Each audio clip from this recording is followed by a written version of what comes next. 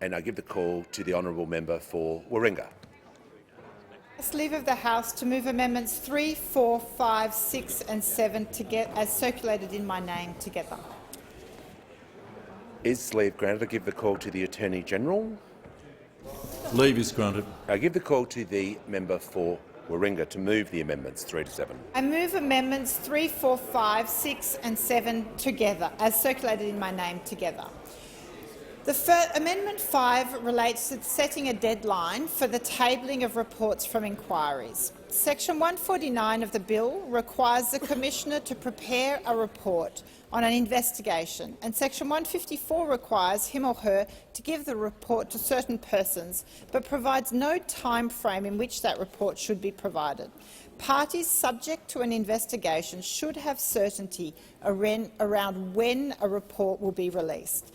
This is so that we don't have a situation such as the current one in New South Wales with the investigation into Gladys Berejiklian, where the report's release keeps getting delayed with no clear explanation, creating uncertainty for all sides.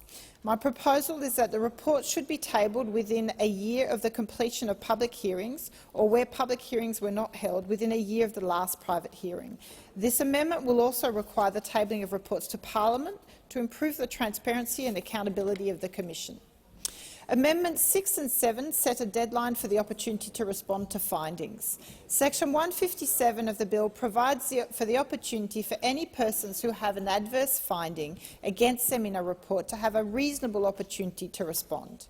I believe this should be replaced with a fixed time frame to which to respond, and the amendment proposes changing a reasonable opportunity to 3 months or such longer period as is determined by the Commissioner.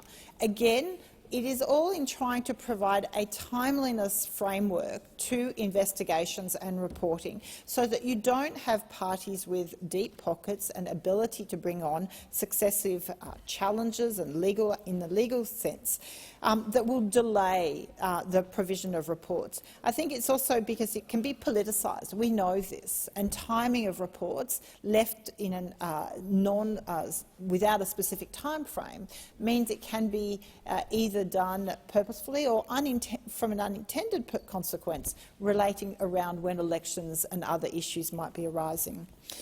Amendments 3 and 4 relate to changing the threshold for the use of legal professional privilege so it cannot be so easily be abused to avoid public hearings. The Commissioner should have discretion in deciding whether or not to hear in private evidence that may disclose legal advice or communication protected by legal professional privilege. I agree with the Centre for Public Integrity that to make this mandatory, so the current legislation says must be private in all circumstances, so to make it mandatory would be to leave it open to well-funded litigants to exploit this right, with the effect of delaying or disrupting the Commission's work.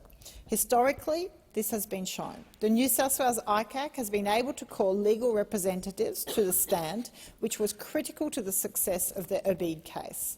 At a critical moment, an Obeid solicitor was able to be put on the stand where the solicitor said that the Obeids had instructed them to do something quickly before it became public knowledge. Now, this was a crucial element to proving that the Obeids were acting on a private government knowledge prior to the public release of the information. Corruption is usually carefully planned. Lawyers and accountants are engaged early in the act of corruption to develop the plan and approach.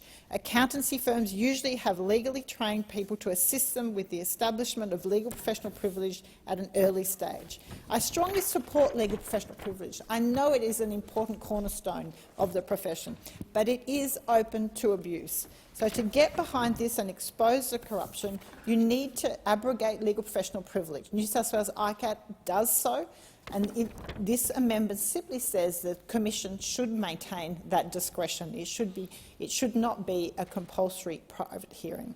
If the bill proceeds as it is, everybody would be sent out of the room except for the witness during the private hearing, and the evidence would be denied to the media, the public, and so there would not be that accountability and transparency which I think is so central to a strong National Anti-Corruption Commission.